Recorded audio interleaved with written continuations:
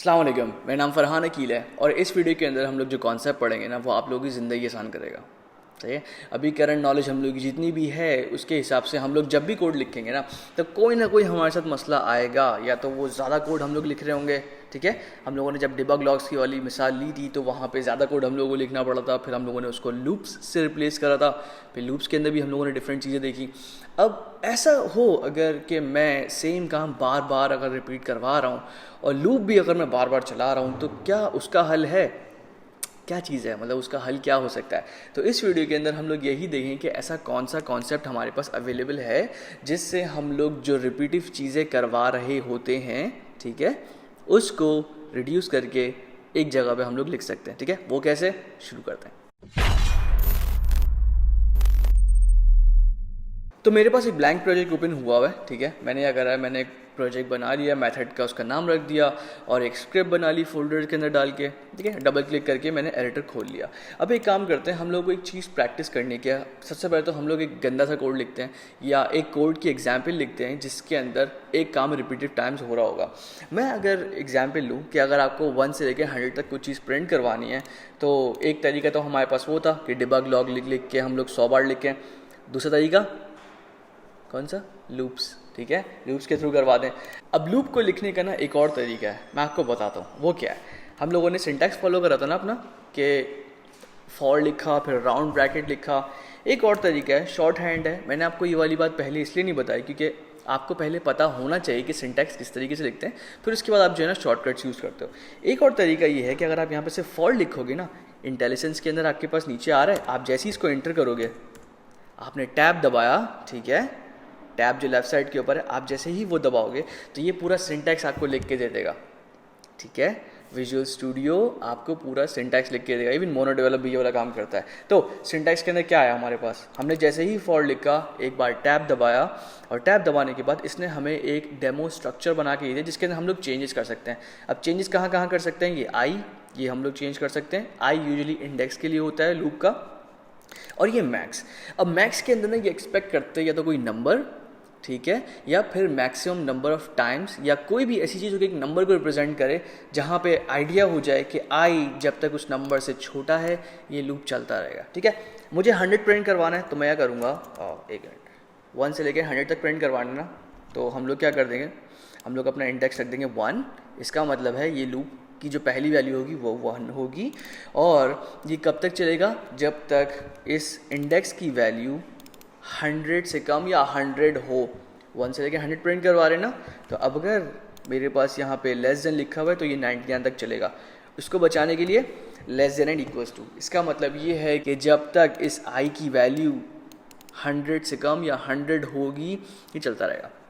ठीक है, हम सिंपल एक काम कर देते हैं, हम डिबग लॉग और उसके बाद यहाँ पे नंबर, मैंने स्ट्रिंग लिखा और उसके बाद आई। अब एक और चीज़ मैं आप लोगों को छोटी सी बताऊं, वो ये कि हम लोग इस प्लस को ना बार बार यूज़ कर रहे हैं। सही है, हम लोगों ने काफ़ी बार इस प्लस को यूज़ करा, लेकिन इसका मतलब क्या है? देखो, इट डिपेंड्स कि आप इस प्लस को किस चीज़ के साथ यूज़ कर रहे हो। अगर आप इस प्लस को नंबर के साथ यूज़ करोगे तो ये एडिशन ऑपरेटर है। ठीक है, हाँ, प्लस एडिशन ऑपरेटर है। लेकिन अगर आप इसको किसी स्ट्रिंग के साथ यूज़ करो तो ये कंकैटिनेशन ऑपरेटर है। कंकैटिनेशन ऑपरेटर क्या करता है, वो दो स्ट्रिंग्स को एक साथ मर्ज कर देता है। ठीक है, तो उससे होगा क्या? उससे ये होगा कि हम लोग जब भी डिबग लॉग लिखते हैं ना, तो डिबग लॉग के अंदर हम लोगों को कोई एक वैल्यू या कोई एक टेक्स्ट जो है ना वो असाइन करना होता है, या सेव करना होता है, या स्टोर करना होता है, कुछ भी कह लो वहाँ पे, कि वो एक्चुअल में जाके कंसोल की विंडो के ऊपर प्रिंट होगा। तो हम लोग क्या करते हैं, हम लोग यूजुअली स्ट्रिंग्स लिखते हैं ना वहाँ पे। ठीक है, क्योंकि नीचे एज अ टेक्स्ट जा रहा होता है। तो हम क्या करते हैं, हम कंकैटिनेशन ऑपरेटर यूज़ करते हैं विद स्ट्रिंग।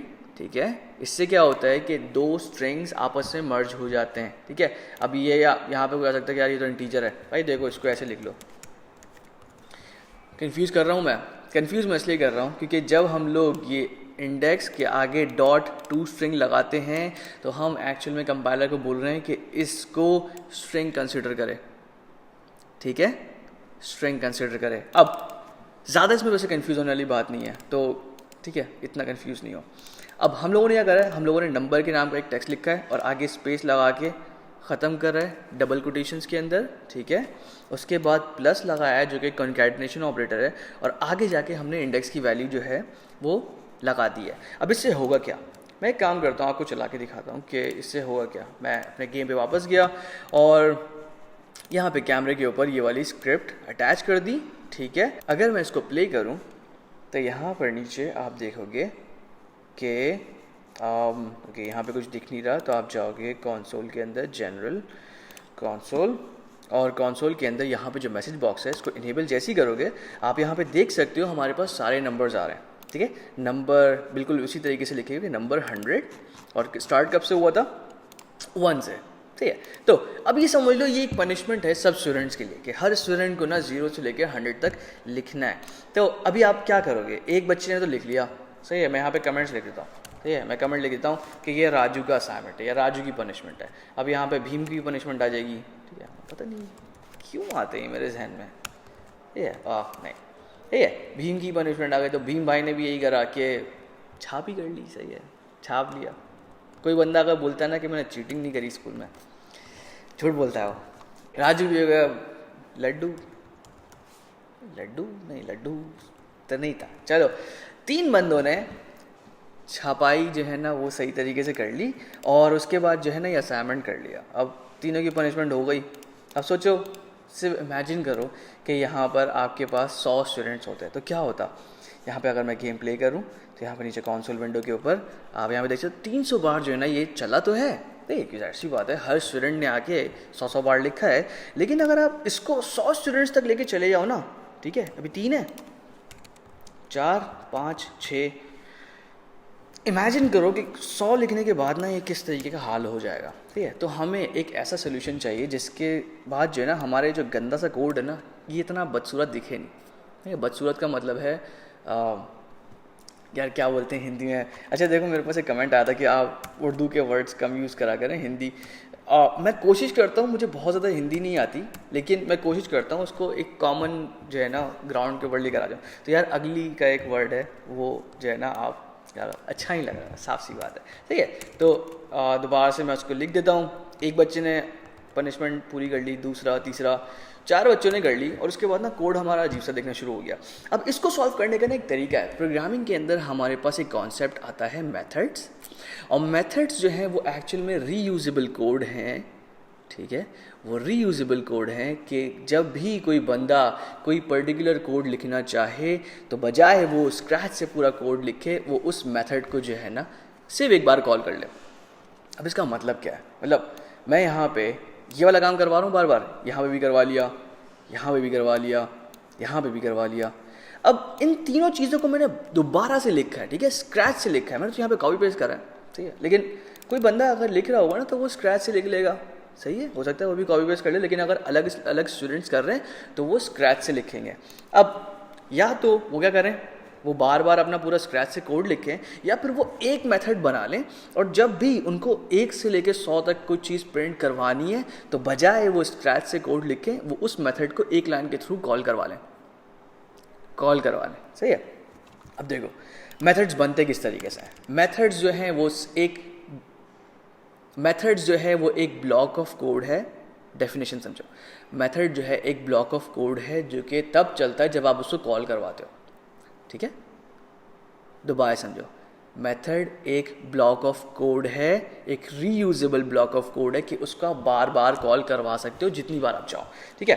तो अभी हमें क्या करना है, अभी हमें ये वाला जो कोड ब्लॉक है ना, जो फॉर लूप है, इसको हम लोगों को किसी तरीके से रीयूज करना है विदाउट राइटिंग फ्रॉम स्क्रैच।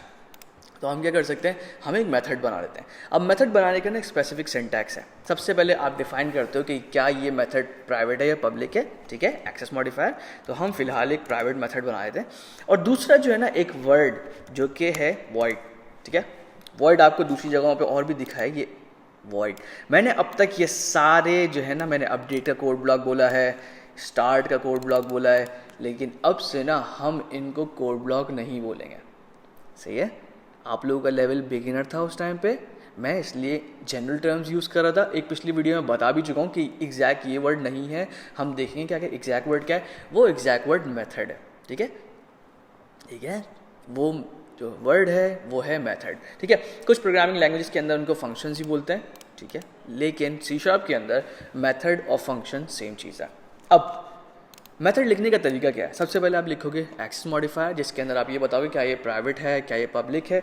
दूसरा जो है ना, आप बताओगे रिटर्न टाइप। वो रिटर्न टाइप का मतलब ये है कि जो ये रीयूजेबल कोड ब्लॉक है, क्या ये हमें कोई डेटा रिटर्न कर रहा है या नहीं कर रहा। ठीक है, इस तरीके समझो, क्या ये कोड ब्लॉक हमें कोई डेटा रिटर्न कर रहा है या नहीं कर रहा। हम लोग नेक्स्ट क्लास में पढ़ेंगे कि ये रिटर्न कब करता है। ठीक है, तो जब कोई भी मेथड कुछ चीज़ रिटर्न नहीं करता, कोई डेटा हमें वापसी नहीं फेंकता, तो हम लोग वॉइड का कीवर्ड यूज़ करते हैं। ठीक है, यही वजह है कि जो अपडेट का कोड ब्लॉक है ये यहाँ पे वॉइड रख के बैठा हुआ है। इसका मतलब है अपडेट जो है वो हमें कोई डेटा रिटर्न नहीं कर रहा। ठीक है, कोई डेटा रिटर्न नहीं कर रहा। बिल्कुल इसी तरीके से ये जो स्टार्ट का मेथड है ये कोई भी डेटा रिटर्न नहीं कर रहा, अपना चला रहा है, अपना काम कर रहा है, लेकिन कुछ चीज़ रिटर्न नहीं कर रहा। ठीक है, कोई डेटा हमें वापसी नहीं दे रहा। ठीक है, तो इन जनरल हम लोग स्टार्ट में वर्ड लिखते हैं अगर हमारा जो मेथड है वो कुछ चीज़ रिटर्न या कुछ चीज़ वापस नहीं कर रहा हमें। हम लोग एग्जाम्पल देखेंगे ज़्यादा, तब समझ आएगी आपको। ठीक है, आपने प्राइवेट लिख दिया, वर्ड लिख दिया, उसके बाद आप लिखते हो मेथड का नाम। ठीक है, मेथड का नाम जिस तरीके से मैंने आपको वेरिएबल्स के अंदर बताया था कि जब आप वेरिएबल्स के नाम लिख रहे होते हो, ठीक है, तो वो मीनिंगफुल होने चाहिए। बिल्कुल एग्जैक्टली इसी तरीके से आपके जो मेथड के नेम्स हैं वो मीनिंग रिप्रेजेंट करने चाहिए। सो कि यार इसका क्या मतलब है। तो कोई भी बंदा अगर आपका मेथड देखे तो उसको समझ आना चाहिए कि ये क्या कर रहा है। ठीक है, तो अब ये यहाँ पे क्या कर रहा है, फॉर लूप। ठीक है, ये क्या कर रहा है, ये प्रिंट कर रहा है कुछ चीज़, या 1 से लेके 100 तक जो है ना ये प्रिंट कर रहा है। तो हम यहाँ पे ना यही वाला कोई नाम रखते हैं मीनिंगफुल के प्रिंट नंबर्स। ठीक है, आपने यहाँ पे नाम दे दिया। ठीक है, उसके बाद ना आप लगाते हो राउंड ब्रैकेट ओपन और राउंड ब्रैकेट क्लोज। इससे जो प्रोग्रामिंग लैंग्वेज है उसको, या जो हमारा विजुअल स्टूडियो है उसको ये पता चल जाता है कि ये वेरिएबल नहीं है, ये एक मेथड है। ठीक है, आपने राउंड ब्रैकेट लगा दिया, उसके बाद आप ओपन करते हो उसका स्कोप। ठीक है, स्कोप का जो वर्ड है हम लोग पढ़ेंगे। सही है, मैंने कोड ब्लॉक ओपन और कोड ब्लॉक क्लोज करा था ना, आहिस्ता आहिस्ता हम लोग अब टेक्निकल टर्म्स के अंदर आ रहे हैं। ठीक है, तो हमने यहाँ पे क्या करा, हमने इसका स्कोप ओपन कर दिया। जिन लोगों को ये वाली वीडियो समझने में थोड़ा सा ही मुश्किल हो, मैं रिकमेंड करूँगा आप इसको एक बार और देखो। दोबारा से कन्फ्यूजन है, एक बार और देखो। जितनी एक्सप्लेनेशन है वो बहुत सिंपल है। ठीक है, सिर्फ आपको 2-3 बार समझने की ज़रूरत है। 2-3 बार आप ये मेथड बनाओगे आपको समझ आ जाएगा। ठीक है, तो हमने स्कोप ऑन कर दिया। ठीक है, मतलब कोड ब्लॉक ओपन करा और कोड ब्लॉक इसको एंड कर दिया। अब क्या करा हमने, एक्सेस मॉडिफायर दिया, उसकी रिटर्न टाइप बता दी कि ये क्या कुछ रिटर्न कर रहा है, कोई डेटा रिटर्न कर रहा है या नहीं कर रहा। हमें बोलते हैं नहीं कर रहा है ये, इससे काम सिर्फ प्रिंट करवाना है। और हमने एक मीनिंगफुल नेम दे दिया अपने मेथड को। उसके बाद राउंड ब्रैकेट लगाए, ये रिप्रेजेंट करने के लिए कि यार ये एक मेथड है। ठीक है, क्योंकि यहाँ पे हम मेथड को डिक्लेयर कर रहे हैं। सही है, हम मेथड को यहाँ पे डिक्लेयर कर रहे हैं, मतलब हम मेथड बता रहे हैं प्रोग्रामिंग लैंग्वेज कि यार हम एक मेथड बना रहे हैं। ठीक है, अब यहाँ पे आप सेमीकोलन नहीं लगाओगे, आप यहाँ पे कर्ली ब्रैकेट लगाओगे क्योंकि आप यहाँ पे डिक्लेरेशन कर रहे हो। ठीक है, मतलब डिक्लेयर कर रहे हो कि आप एक मेथड बना रहे हो। ठीक है, मेथड बन गया। अब हम क्या करेंगे, हम प्रोग्रामर्स वाली हरकत करेंगे कि हमने यहाँ पे इसको कॉपी करा और इसको पेस्ट कर दिया। ठीक है, मैं यहाँ से इसको थोड़ी सी सफाई कर लूँ और इसको मैं यहाँ से भी मैंने सफाई कर दी। अब मुझे ना इन सब की ज़रूरत नहीं है अब। ठीक है, अब मुझे ना इन सब की ज़रूरत नहीं है क्योंकि मेरे पास अब एक मेथड बना हुआ है जो कि क्या कर रहा है, 1 से लेके 100 तक चीज़ें प्रिंट कर रहा है। लेकिन अभी अगर मैं प्ले करूँ ना, मैंने मेथड बना दिया और मेथड के अंदर ये डिफाइन कर दिया कि यार इसके अंदर एक फॉर लूप लिखा हुआ है जो कि 1 से लेके 100 तक काम कर रहा है। ठीक है, लेकिन लेट्स सी कि यार क्या होता है। मैं अगर इसको प्ले करूँ तो यहाँ पे आप एक चीज़ नोट करोगे कि मैं अगर कंसोल विंडो के बजाऊँ जनरल और यहाँ पे कंसोल, तो यहाँ पे कुछ भी प्रिंट नहीं हुआ हुआ, होना चाहिए था ना, प्रिंट नहीं हुआ हुआ। तो इसका मतलब क्या है, इसका मतलब ये है कि विजुअल स्टूडियो के अंदर ये वाली अच्छी चीज़ है। मैं इसी वजह से जिन लोगों के पास अगर कोई बोला था कि यार मैं VS कोड कर लूँ या कोई दूसरी IDE कर लूँ वो चल जाएगा, नहीं चल जाएगा, लेकिन मैं जो रिकमेंड कर रहा हूँ उसका कुछ ना कुछ रीज़न होगा। ठीक है, आप देखो ये थोड़ा सा ग्रे आउट हुआ हुआ है, इसको हम लोग देखते हैं कि इसे ग्रे आउट का मतलब क्या है। लेकिन आप जब मेथड डिक्लेयर करते हो तो इसका मतलब है आप प्रोग्रामिंग लैंग्वेज को बता रहे हो कि यार ये मेरा मेथड है, जब भी इसको कॉल करा जाएगा तो ये चीज़ चल जाएगी, ठीक है। मैंने बता तो दिया, लेकिन मैंने ये नहीं बताया कि ये कहाँ चलेगा। हम लोग शुरू में क्या कर रहे थे, हम लोग स्टार्ट के फंक्शन के अंदर या स्टार्ट के मेथड के अंदर यहाँ पे फॉर लूप लिखा हुआ था ना एक बड़ा सा, कि वो 100 तक जो है ना प्रिंट करेगा 1 से लेके। हमने वो तो रिमूव कर दिया था, लेकिन हमने एक मेथड बना दिया था जो कि अब ये वाली कैपेबिलिटी रखता है कि वो 1 से लेके 100 तक चीज़ें प्रिंट करेगा। हमने डिक्लेयर कर दिया, कॉल नहीं करा, ठीक है। तो आप जब भी कोई मेथड डिक्लेयर करते हो किसी न किसी काम के लिए, आपको उसको कॉल करवाना पड़ता है ताकि उसके अंदर का जो कोड ब्लॉक है वो चल जाए। तो मैं अगर इसको कॉल करवाऊंगा, इसका मतलब है मैं बोल रहा हूँ कि प्रिंट नंबर वाले भैया एक काम करो, अपना ज़रा कोड ब्लॉक तो चला दो, ठीक है। तो अब इसे कॉल करने का बहुत आसान तरीका है, कोई मसला नहीं है। एक चीज़ मैं बोलूँगा, सिर्फ ये चीज़ अपने जहन में रखो कि जिस तरह की रिटर्न टाइप होगी ना, उसी तरीके से उसकी कॉलिंग होगी। ये वाली सेंटेंस आपको नेक्स्ट वीडियो के अंदर ना, या जो अपकमिंग वीडियोस है ना उसके अंदर जब मैं रिटर्न टाइप पढ़ा रहा हूँ, आपको ये वाला सेंटेंस दोबारा से रिमाइंड करना पड़ेगा अपने जहन में, ठीक है। और वो क्या है, अगर कोई भी मेथड कुछ चीज़ रिटर्न नहीं कर रहा, दोबारा बोल रहा हूँ, अगर कोई मेथड कुछ भी चीज़ रिटर्न नहीं कर रहा, आप एज इट इज़ बस उसका नाम लिख दो और राउंड ब्रैकेट लगा के सेमीकोलन लगा दो, हो गया, ठीक है। ये वाली पॉइंट की बात है कि अगर कोई मेथड कोई डेटा रिटर्न नहीं कर रहा, ठीक है, कोई भी चीज़ रिटर्न नहीं कर रहा, कोई भी चीज़ हमें वापसी नहीं दे रहा, कि यहाँ पे वर्ड लिखा हुआ है, आप एज इट इज़ बस उसका नाम लिखो, ठीक है, और राउंड ब्रैकेट लगा के सेमीकोलन लगा दो और आपका मेथड कॉल हो गया, ठीक है। सही है, अब चला के देखते हैं। अब हम लोग गए वापसी एडिटर पे, जब प्ले करा तो अब यहाँ पे मैं अगर कंसोल विंडो खोलूँ, जनरल कंसोल, और यहाँ पे आप देख सकते हो, उसको मैं डॉक कर लेता हूँ यार, ये बार बार गायब हो जाती है, मैंने डॉक कर लिया इसको। और अब यहाँ देख सकते हो कि नंबर 1 और यहाँ पे नंबर 100, ठीक है। अब वो जो पुराना मसला था ना हमारा कि सारे बच्चों से प्रिंट करवाना है, तो हम एक चीज़ चेक करते हैं। राजू ने अपना असाइनमेंट कर लिया, अब मैं भीम की बात करता हूँ, तो भीम ने भी अपना असाइनमेंट कर लिया इसी तरीके से। तो नहीं चुटकी नहीं लड्डू, लड्डू यार स्टूडेंट कब से होने क्या, तो हो गया, सही है। 3 स्टूडेंट्स ने अपने अपने असाइनमेंट्स कर लिए, उन्होंने उस मेथड को ही कॉल कर लिया, चीटिंग ही कर रहे हैं ना यार, मेथड कॉल कर लिया। और अब अगर मैं यहाँ देखूँ तो वो 3 बार कॉल हुआ है, मेथड हमने 3 टाइम्स कॉल करा है, डिक्लेयर 1 बार करा है, सही है। तो अब यहाँ पे मैं कंसोल के हूँ, 300 बार प्रिंट हुआ हुआ है। अब आप एक काम करो, अब आप एक मतलब सब मुश्किल क्या है, मतलब 3 थे, ये लो 4 5 6 7 8 9 10, जितनी बार ये मेथड कॉल होगा, ठीक है, ये हम लोग कॉल कर रहे हैं, जितनी बार ये मेथड कॉल होगा उतनी बार इसके अंदर का जो कोड है वो चलेगा। बस इतनी सी जो है ना, इतनी ही चीज़ है समझने वाली। लेकिन जो मेथड्स हैं वो हमारे पास इतने इम्पॉर्टेंट हैं कि मेथड्स के बगैर ना आपको प्रोग्रामिंग बहुत मुश्किल होगी यार, मतलब आप सोच नहीं सकते, ठीक है।